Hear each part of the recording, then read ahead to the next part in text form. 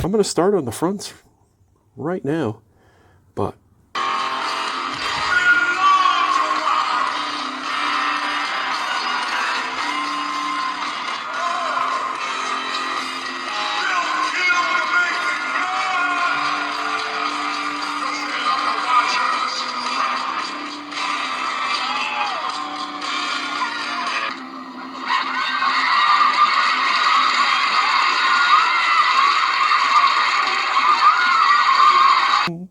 yeah, baby, that's me strutting. I am changing, well, I'm going to attempt to change these front struts today. I have already been in here, as you can see. I have sprayed down the bolts with some penetrating oil, and then you can see I have disconnected, put down this light. This is the end of the sway bar. I put the nut back on it. It came off of here. Came off real easy. I have the car on a lift, so both wheels are at the same level, so it was real easy. There was no messing around. If you just jack up one, then you might have pressure on here, and it would be hard to pull this out. But in my case, I didn't have that problem. And then down here, this guy, that's an 18. By the way, this is a 16. And on the back side of this, you have to hold it to keep it from spinning right here. And that you need a 16 millimeter wrench also. Down here, this one is an 18. And I don't think I'm going to have to take that all the way out. I think that just makes a clamping. I think this is just a clamp on the bottom of this the strut tower here. So I've loosened it a little bit, and it shifted just a bit. But before I go any further, I am going to lower the car down now, and just like I did if you watch my rear shock absorber video, I put my giant jack stand, and I'm supporting the end of my brake here with a little bit of weight on the jack stand, and that way I can remove the top nuts. Alright, so I have this jack stand positioned where it's not quite touching yet, but it's ready to if this comes out a little more. And I have backed this bolt out quite a ways, and you can see where it's starting to slip down. I've tapped on it a little bit with my trusty rubber mallet, and it's coming down just a little. And now I'm going to raise the car up just a tiny bit. Okay, let me translate that raise the car up a tiny bit for you here. This is probably 45 minutes later. I've been struggling with this thing. And I raised the car, lowered the car, got it to slide up and down, but it just wouldn't go past this little ridge. I even cleaned the bottom of it completely off. I ended up actually using a tie rod fork, and you can see back here where this clamp joins together. I drove a tie rod fork into there just a little bit to give myself just a tad more space, and greased everything up, and it finally popped free. Yay. So now I can undo the bolts on the top and pull the whole shebang out of here. But this was a wrestling match. It was not easy. Oh, and there it is. The strut is free from the car.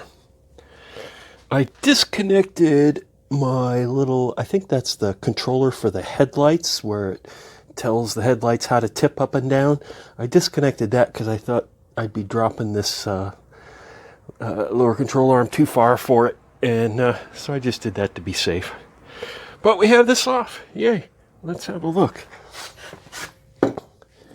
Oh yeah, nice. Big crack all the way around. That's why we're here. And let's see. Oh, I guess I'm going to have to take the spring off before I can actually test the strut. Oh, what a dummy. I don't think I'm going to bust out the spring compression tool until I'm fresh tomorrow morning. So I already did the rear shocks today, and now I'm going to just wait till tomorrow. So in the next cut, it'll be tomorrow. Tomorrow. Yep, it's tomorrow. And I'm taking the strut apart. I compressed the spring so I could take all of the hardware off this old strut. And I've got it all laid out here in the order it came off. And look at this thing. Yeah. It's pretty much shot. I could push it in, no problem. Doesn't come back at all. Yeah. Junk.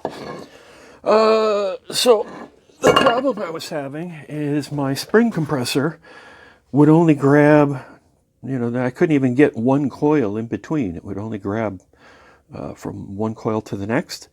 So I ended up putting the bottom of the spring compressor jaw underneath this plate and then grabbing as high up as I could on the spring on both sides and compressed it down onto the plate.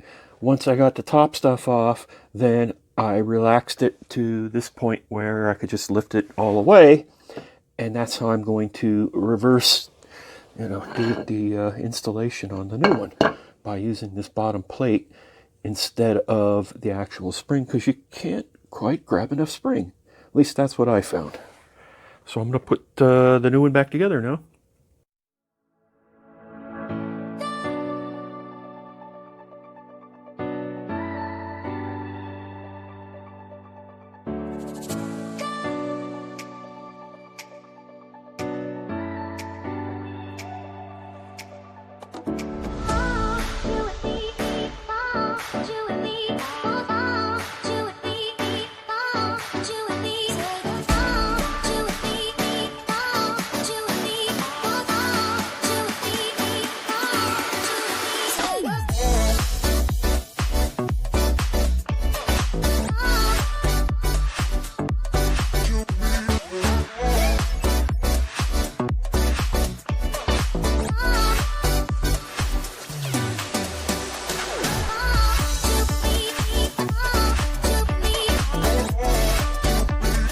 I ran into a thing here where I didn't have the right tool, if you can believe that. This hex key that you need to hold the shaft here as you're tightening up this lock nut, it's a 7mm, and I have like 6 different sets of hex keys. Not a single one was a 7mm. I went to Harbor Freight, and they've got a whole bunch of different kinds of hex key sets. They only had one set that had a 7. All the rest of them went from 6 to 8. They skipped the 7, and that's what this is. So if you're putting on Bilsteins, you're going to need a 7mm hex key. Well, there it is. It's all in, and everything's all tightened up. You might also notice that I swapped out my jack stand for an actual floor jack and a block of wood, because I needed to be able to make this thing fly up and down to finally get the strut to seat. It's got these little rivets that stick out of it that have to be lined up with the actual opening of that clamp back there. So that took a little bit of concentration, and then I could jack it up nice and easy and with this thing here. I don't know. This definitely was better than the jack stand. I'm going to go do the other side now, but I'm armed with all of this knowledge now from doing this once, so the other side should go much quicker. I'll let you know next time if it doesn't. Thanks for watching. Look at that. No more crack. And the final part. This is the one I've been looking for. Done.